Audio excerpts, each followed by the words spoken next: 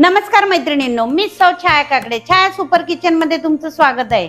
पण आज आपण किचन मध्ये नाही आहोत, तर आज आहे श्रावणी पोळा। तर श्रावणी पोळा म्हणजे काय, तर शेतकऱ्यांचे जे मेन हिस्सा जो आहे शेतकऱ्यांसाठी तो आहे म्हणजे बैलांचा।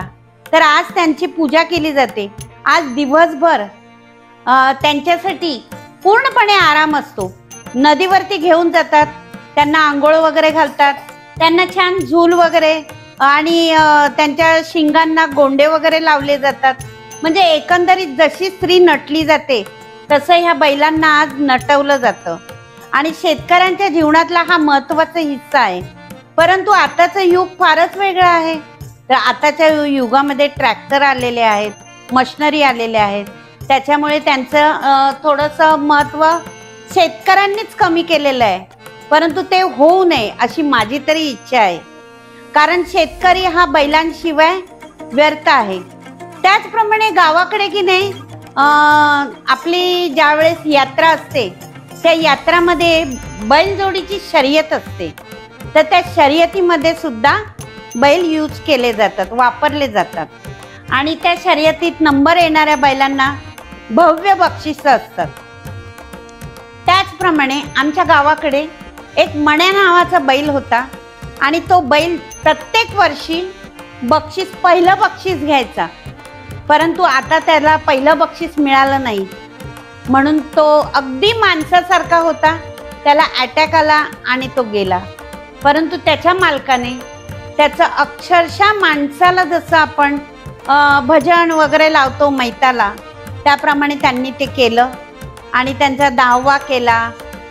त्यातला म्हणजे अगदी सागर संगीत जसं आपण माणसाचं करतो त्याप्रमाणे त्यांचं त्या मण्याचं केलेलं आहे आणि त्यांच्या जीवनातला तो मण्या हा घरातला एक महत्त्वाचा हिस्सा होता।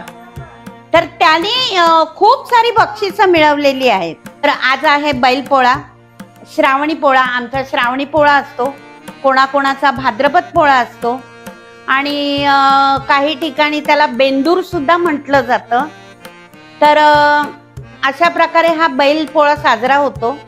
परंतु आपल्या मुंबईमधल्या शहरातल्या लोकांना बैल कुठून आणायचे, मग ते असे मातीचे बैल घेऊन घरच्या घरी त्यांची छानपैकी पूजा करतात, त्यांना पूर्णावरणाचा नैवेद्य दाखवतात आणि अशा प्रकारे हा बैल पोळा साजरा केला जातो। तर चला आपण पण आपल्या बैलांची पूजा करूया।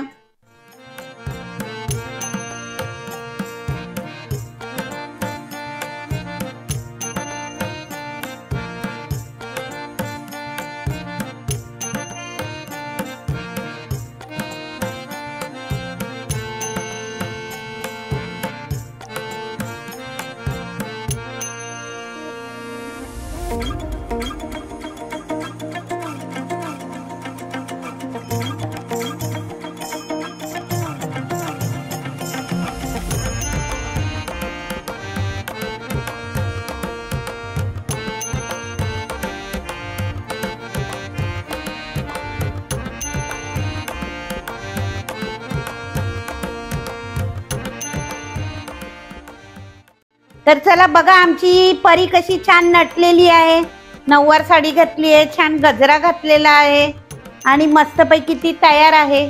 तर म्हणायचं झालं तर परीचे हे बैल आहेत, म्हणजे परी या बैलांची मालकीण आहे। आता काय करणार, जिवंत तर आपण तिला काय आणून देऊ शकत नाही या मुंबई शहरात।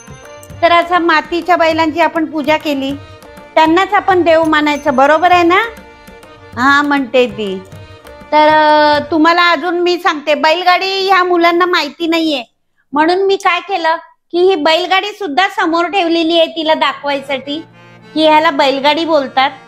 आता ह्या बैलगाड्या तुम्हाला ना लग्नामध्ये दिसणार, रुखवतामध्ये, नाही तर बैलगाडी दिसणार नाही। पण बैलगाडीत बसून जी मजा येते ना, ते आताच्या बस, रिक्षा किंवा तुमची कार काही नाही।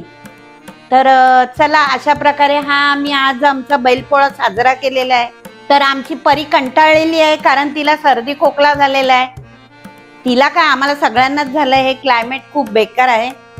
तरी असो, आमचा व्हिडिओ तुम्हाला कसा वाटला, तुम्हाला आवडला असेल तर काय करायचं? लाईक करा, लाईक करा, शेअर करा, सबस्क्राईब करा.